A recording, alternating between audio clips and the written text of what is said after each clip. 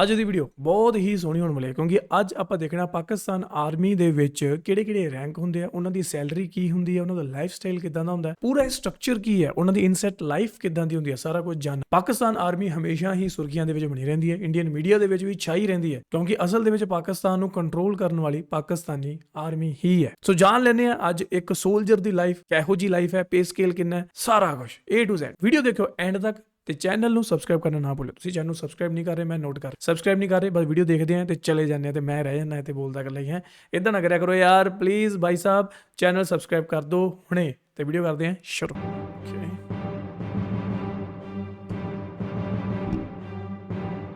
Navy army and intelligence, अच्छा air force भी आ गया पहले कि स्पेस एंड। अस्सलाम वालेकुम फ्रेंड्स एंड वेलकम टू अबाबी। दोस्तों आज की वीडियो में हम आपको पाकिस्तान आर्मी के ranks, insignia, basic pay scale और पाक आर्मी के स्ट्रक्चर के बारे में बताएंगे।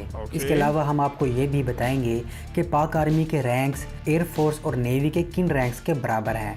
तो दोस्तों वीडियो एंड तक ज़रूर देखिएगा क्योंकि आपके इल्म में बहुत ज़बरदस्त इजाफा होने वाला है।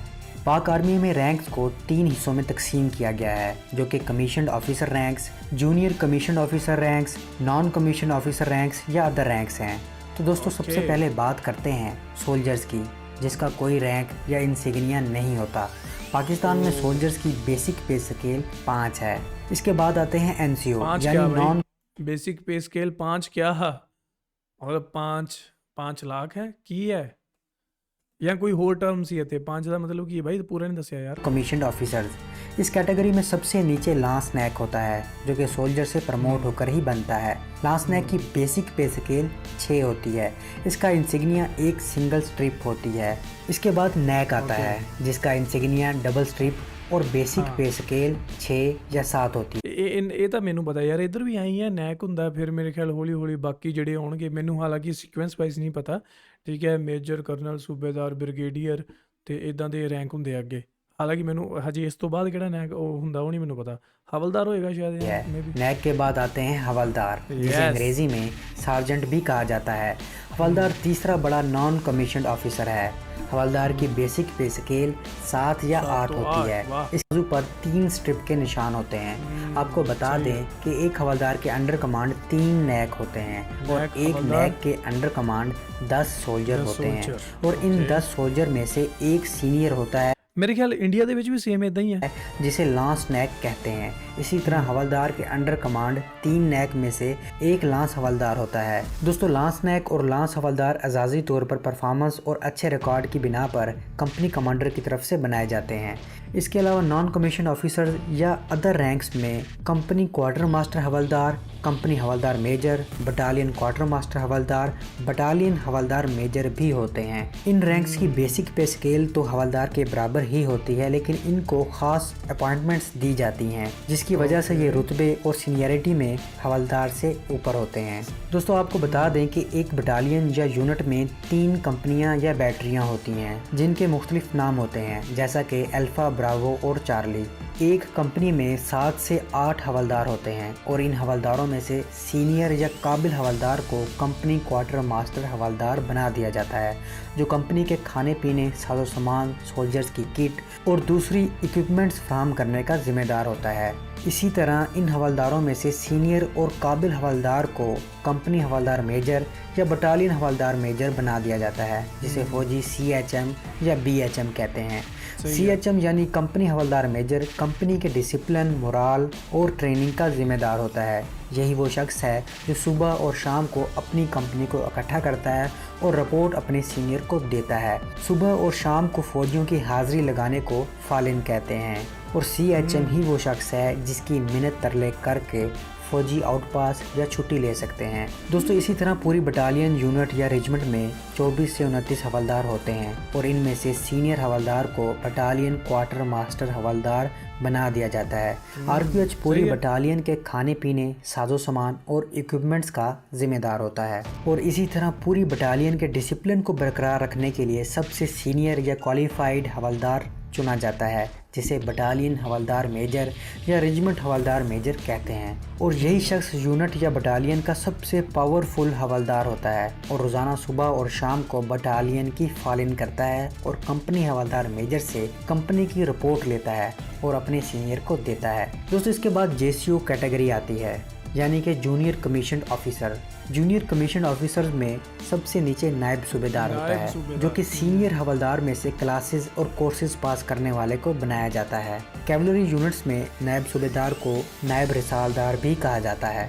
नायब सूबेदार की बेसिक पे स्केल 13 से 14 तक होती है और इसका इंसिग्निया एक स्ट्रिप के साथ एक क्राउन या पीप होती है और ये शख्स बटालियन हवलदार मेजर या रेजिमेंट हवलदार मेजर से रिपोर्ट लेता है और अपने सीनियर को देता है, या यूं कह सकते हैं कि बटालियन हवलदार मेजर इसके अंडर कमांड होता है। इसके बाद आता है सूबेदार, जिसका इंसिग्निया एक स्ट्रिप के साथ 2 क्राउन होते हैं। सूबेदार को अंग्रेजी में वारंट ऑफिसर भी कहते हैं, जिसकी बेसिक पे स्केल 15 होती है। सूबेदार के बाद आता है यूनिट का बाप, जिसे सूबेदार मेजर कहते हैं। अंग्रेजी में इसे चीफ वारंट ऑफिसर कहा जाता है। सूबेदार मेजर की बेसिक पे स्केल 16 होती है और इसका इंसिग्निया एक स्ट्रिप के साथ एक चांद और सितारा होता है। सूबेदार मेजर को उसकी कारकर्दगी देख के एजाजी तौर पर लेफ्टिनेंट और कैप्टन भी बनाया जा सकता है, लेकिन ये लाजमी नहीं होता और ये सिर्फ एजाजी तौर पर हो सकता है। सूबेदार मेजर पाक आर्मी में वो सबसे बड़ा रैंक है जिसे एक आम सिपाही अचीव कर सकता है, बशर्ते ये कि सिपाही ने कमीशन टेस्ट पास ना किया हो। अगर सिपाही सर्विस के दौरान कमीशन टेस्ट पास कर लेता है तो वो कमीशन ऑफिसर्स में शामिल हो सकता है। बाकी सूबेदार मेजर को यूनिट का बाप इसलिए कहा जाता है कि ये वो वाहिद शख्स है जिसने एक ही यूनिट में सबसे ज़्यादा अरसा गुजारा, सबसे ज़्यादा तजर्बा इसके पास होता है।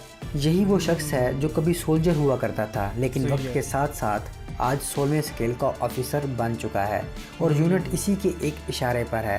दोस्तों यूनिट में commissioned officers full on experience मिलता है उसमें। हर 2 साल बाद चेंज होते रहते हैं, लेकिन इस शख्स ने अपनी पूरी ज़िंदगी इसी यूनिट में गुजारी होती है और ये शख्स यूनिट की एक एक ईंट से भी वाकिफ़ होता है। दोस्तों इसके बाद आते हैं कमीशन्ड ऑफिसर्स, जिसमें सबसे नीचे सेकंड लेफ्टिनेंट होता है, जिसकी बेसिक पे स्केल 17 और इंसिग्निया 1 क्राउन होता है। आमतौर पर पाक आर्मी में सेकंड लेफ्टिनेंट 6 माह में ही प्रमोट होकर लेफ्टिनेंट बन जाते हैं। सेकंड लेफ्टिनेंट एयरफोर्स के पायलट ऑफिसर और नेवी के मिडिल शिप मैन के बराबर होता है। दोस्तों सेकंड लेफ्टिनेंट जब पास आउट होकर यूनिट में आता है तो इसे 1 महीने के लिए सोल्जर्स के साथ रहना और खाना पीना होता है। इसके बाद आते हैं लेफ्टिनेंट, जिनकी बेसिक पे स्केल भी 17 होती है। इनके शोल्डर पर 2 क्राउन होते हैं। लेफ्टिनेंट एयरफोर्स के फ्लाइंग ऑफिसर और नेवी के सब लेफ्टिनेंट के बराबर होता है। इसके बाद कैप्टन रैंक आता है, जिसकी बेसिक पे स्केल भी 17 होती है, लेकिन ये सेकंड लेफ्टिनेंट और लेफ्टिनेंट से सीनियर होता है। कैप्टन के शोल्डर पर 3 क्राउन होते हैं और कैप्टन यूनिट में एक कंपनी को कमांड करता है। कैप्टन एयरफोर्स के फ्लाइट लेफ्टिनेंट और नेवी के लेफ्टिनेंट के बराबर होता है। कैप्टन के बाद मेजर का रैंक आता है, जिसका इंसिग्निया 1 क्रेसेंट एंड स्टार है। मेजर की बेसिक पे स्केल 18 होती है। मेजर को फील्ड ऑफिसर्स का सबसे जूनियर ऑफिसर समझा जाता है। मेजर को टिपिकली ऑपरेशन ऑफिसर्स के तौर पर भी असाइन किया जाता है। मेजर 2IC यानी सेकंड इन कमांड के तौर पर भी काम करता है, यानी लेफ्टिनेंट कर्नल की गैर मौजूदगी में ये पूरी यूनिट या रेजिमेंट को कमांड करता है। मेजर पाक एयरफोर्स के स्क्वाड्रन लीडर और नेवी के लेफ्टिनेंट कमांडर के बराबर होता है। मेजर के बाद लेफ्टिनेंट कर्नल आते हैं, जिनकी बेसिक पे स्केल 18 होती है और इंसिग्निया 1 क्राउन और 1 क्रेसेंट एंड स्टार होता है। लेफ्टिनेंट कर्नल को आमतौर पर पूरी बटालियन और रेजिमेंट का चार्ज दिया जाता है। ये रैंक एयरफोर्स के विंग कमांडर और नेवी के कमांडर के बराबर होता है। इसके बाद सीनियर रैंक कर्नल आता है, जिसे फौजी ज़बान में फुल कर्नल भी कहा जाता है। इस रैंक की बेसिक पे स्केल 19 होती है और insignia 2 crown and 1 crescent and star होता है। ये रैंक एयरफोर्स के ग्रुप कैप्टन और नेवी के कैप्टन के बराबर होता है। Colonel rank senior military ranks में शुमार होता है। दोस्तों इसके बाद जनरल ऑफिसर्स या स्टार ऑफिसर्स आते हैं, जिनमें 1 स्टार ऑफिसर ब्रिगेडियर भी शामिल है। ब्रिगेडियर की बेसिक पे स्केल 20 होती है और इसका insignia 3 crown and 1 crescent and star होता है। ये रैंक नेवी के कमोडोर और एयरफोर्स के एयर कमोडोर के बराबर होता है। ब्रिगेडियर एक पूरे ब्रिगेड को कमांड करता है और एक ब्रिगेड में 3 या 3 से ज़्यादा यूनिट्स होती हैं। दोस्तों इसके बाद 2 स्टार ऑफिसर मेजर जनरल आता है। मेजर जनरल की बेसिक पे स्केल 21 होती है और इसका insignia 1 crossed baton and sabre और एक क्राउन होता है। यह ऑफिसर नेवी के रियर एडमिरल और एयर फोर्स के एयर वाइस मार्शल के बराबर होता है। ਅੱਛਾ ਮੈਨੂੰ ਲੱਗਦਾ ਸੀ ਬ੍ਰਿਗੇਡੀਅਰ ਹੀ ਜਿਹੜੀ ਸਭ ਤੋਂ ਵੱਡੀ ਪੋਸਟ ਹੈ। जनरल डिवीजन को कमांड करता है और एक डिव में कम से कम 3 ब्रिगेड होते हैं। और आपको ये भी बता दें कि पाकिस्तान आर्मी में 3 फौजी खवातीन मेजर जनरल के ओहदे पर फैज हो चुकी हैं, जिनमें पहली शाहिदा मलिक, दूसरी शाहिदा बादशाह और तीसरी निगार जौहर खान है। दोस्तों इसके बाद 3 स्टार लेफ्टिनेंट जनरल आता है जिसकी बेसिक पे स्केल 22 है और insignia 1 crossed baton and sabre और 1 क्रेसेंट एंड स्टार है। ये रैंक नेवी के वाइस एडमिरल और एयर फोर्स के एयर मार्शल के बराबर होता है। लेफ्टिनेंट जनरल पूरी एक आर्मी कोर को कमांड करता है और एक कोर में कम से कम 3 डिव होते हैं, लेकिन पाक आर्मी में कुछ कोर्स के 2 डिव भी हैं। लेफ्टिनेंट जनरल बैटल फील्ड में 2IC के तौर पर भी काम करता है। दोस्तों पाकिस्तान आर्मी में इस टाइम 28 लेफ्टिनेंट जनरल मौजूद हैं और पाकिस्तान में कोर्स की तादाद 11 हैं, लेकिन इसका मतलब ये नहीं है कि 11 कोर्स हैं तो लेफ्टिनेंट जनरल की तादाद भी 11 ही होनी चाहिए। इनके अलावा और भी अपॉइंटमेंट्स होती हैं और इतनी बड़ी आर्मी के लिए 28 लेफ्टिनेंट जनरल भी थोड़े हैं। लेफ्टिनेंट जनरल के बाद आता है आर्मी का सबसे बड़ा ओहदा जनरल का, जो कि नेवी के एडमिरल और एयर फोर्स के एयर चीफ मार्शल के बराबर होता है। इस रैंक का insignia 1 crossed baton and sabre, 1 crown and 1 crescent and star है। पाकिस्तान आर्मी के 2 जनरल हैं, एक chief of army staff general Qamar Javed Bajwa और दूसरे chairman joint chief of staff general Zubair Mahmood Hayat हैं। दोस्तों बात यहाँ ख़त्म नहीं होती। 4 स्टार ऑफिसर के बाद 5 स्टार ऑफिसर भी होता है जो कि फील्ड मार्शल कहलाता है। ये जनरल से भी बड़ा रैंक है और इसका insignia 2 crossed baton, 1 crescent star और दोनों साइड पर बलूत के पत्ते होते हैं। पाकिस्तान आर्मी में अब तक एक ही फील्ड मार्शल रहा है जो कि जनरल अयूब खान थे। अब आपके जहन में ये बात ज़रूर आएगी कि ये रैंक अब तक सिर्फ एक ही शख्स को क्यों मिला, बाकियों को क्यों नहीं मिला। तो आपको बता दें कि ये रैंक उन जनरल को दिया जाता है जो जंग के दौरान कामयाब लीडरशिप करते हैं और जंग में एक से ज़्यादा ममालिक की आर्मी को कमांड करते हैं। अयूब खान ने वार में किसी दूसरे मुल्क की आर्मी को कमांड नहीं किया, ताहम इन्होंने ईरान और तुर्की की आर्मी को कुछ लेक्चर ज़रूर दिए थे और 1965 की जंग में कामयाब लीडरशिप भी की थी। तो इसलिए इन्होंने जनरल मूसा को आर्मी चीफ बनाकर अपने आप को फील्ड मार्शल के ओहदे पर प्रमोट कर दिया। तो दोस्तों उम्मीद है आपको ये वीडियो पसंद आई होगी। ओके गाइस, ਇਹ ਸੀ ਅੱਜ ਦੀ ਵੀਡੀਓ ਜਿਹੜੀ ਕਿ ਬਹੁਤ ਹੀ ਲਾਜਵਾਬ ਸੀ ਤੇ ਇਨਫੋਰਮੇਸ਼ਨ ਦੇ ਨਾਲ ਭਰੀ ਹੋਈ ਸੀ। ਉਮੀਦ ਕਰਦਾ ਕਿ ਤੁਹਾਨੂੰ ਸਾਰਿਆਂ ਨੂੰ ਵੀਡੀਓ ਚੰਗੀ ਲੱਗੀ ਹੋਣੀ ਹੈ ਤੇ ਇਹਦੇ ਵਿੱਚ ਜੋ ਕੁਝ ਵੀ ਆਪਾਂ ਸੁਣਿਆ ਜਾਣਿਆ, ਹਾਲਾਂਕਿ ਮੈਨੂੰ ਵੀ ਇੰਨੇ ਅਹੁਦਿਆਂ ਦੇ ਬਾਰੇ ਨਹੀਂ ਪਤਾ ਸੀ। ਮੈਨੂੰ ਇੱਦਾਂ ਪਤਾ ਸੀ ਨੈਕ ਹੁੰਦੇ ਆ, ਹਵਲਦਾਰ ਹੁੰਦੇ ਆ, ਸੂਬੇਦਾਰ, ਬ੍ਰਿਗੇਡੀਅਰ, ਮੇਜਰ ਜਨਰਲ, ਬਸ ਇਹ ਪੋਸਟਾਂ ਮੈਨੂੰ ਪਤਾ ਸੀ। ਇਸ ਤੋਂ ਇਲਾਵਾ ਮੈਨੂੰ ਨਹੀਂ ਪਤਾ ਸੀ। ਹਾਲਾਂਕਿ ਇੰਡੀਆ ਦੇ ਵਿੱਚ ਵੀ ਮੈਨੂੰ ਲੱਗਦਾ ਜਿਹੜਾ ਇਹ ਸੀਕੁਐਂਸ ਹੈ ਸੇਮ ਹੀ ਹੋਏਗਾ most probably, but I will definitely make the video for my other channel Sanmeet Singh, ਜਿੱਥੇ ਮੈਂ ਇੰਡੀਅਨ ਆਰਮੀ ਦੇ ਜਿਹੜੇ ਸਾਰੇ ਰੈਂਕਸ ਹੈ ਉਹ ਮੈਂ ਉੱਥੇ ਇੱਕ ਵਧੀਆ ਜੀ ਵੀਡੀਓ ਦੇ ਵਿੱਚ ਦਰਸਾਊਂਗਾ। ਸੋ ਤੁਸੀਂ ਉਹ ਵੀਡੀਓ ਵੀ ਜ਼ਰੂਰ ਦੇਖਿਓ। ਸਨਮੀਤ ਸਿੰਘ ਚੈਨਲ ਆਪਣਾ ਸਬਸਕ੍ਰਾਈਬ ਕਰਕੇ ਰੱਖ ਲਓ।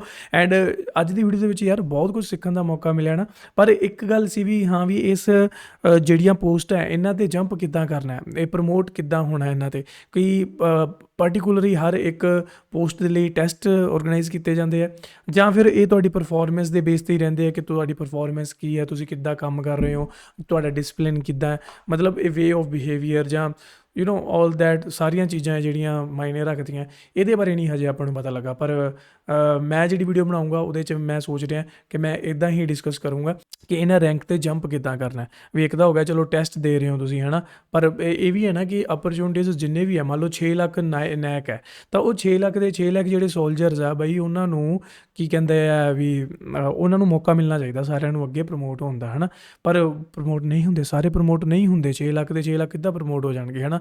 ਇਹ ਕੁਝ ਬੰਦਿਸ਼ਾਂ, ਕੁਝ ਲਿਮਿਟੇਸ਼ਨਸ ਹੈ, ਉਹ ਕੀ ਹੈ ਉਹਨਾਂ ਬਾਰੇ ਵੀ ਆਪਾਂ ਗੱਲਬਾਤ ਕਰਾਂਗੇ ਉਸ ਵੀਡੀਓ ਦੇ ਵਿੱਚ। ਪਰ ਦੇਖੋ ਸੋਲਜਰਸ ਆਪਾਂ ਜਿਹੜੇ ਕਹਿੰਦੇ ਆ, ਜਿਹੜੇ ਜੰਗ ਲੜਦੇ ਆ, ਉਹ ਸੋਲਜਰਸ ਆ, ਉਹ ਨੈਕ ਹੈ, ਠੀਕ ਹੈ। ਬਾਕੀ ਜਿਹੜੇ ਰੈਂਕ ਹੈ, ਹਾਂ ਹਵਲਦਾਰ ਵੀ ਲੜਦੇ ਹੋਣੇ ਆ, ਹੋਰ ਵੀ ਲੜਦੇ ਹੋਣਗੇ, ਪਰ ਜਿਹੜੇ ਆ ਵੱਡੇ ਰੈਂਕ ਆ ਗਏ, ਜਿਹੜੇ ਬ੍ਰਿਗੇਡੀਅਰ, ਮੇਜਰ ਜਨਰਲ ਤੇ ਹਵਲਦਾਰ ਮੇਜਰ, ਹੈ ਨਾ, ਮਤਲਬ ਕਿੰਨੇ ਹੀ ਰੈਂਕ ਸੀਗੇ।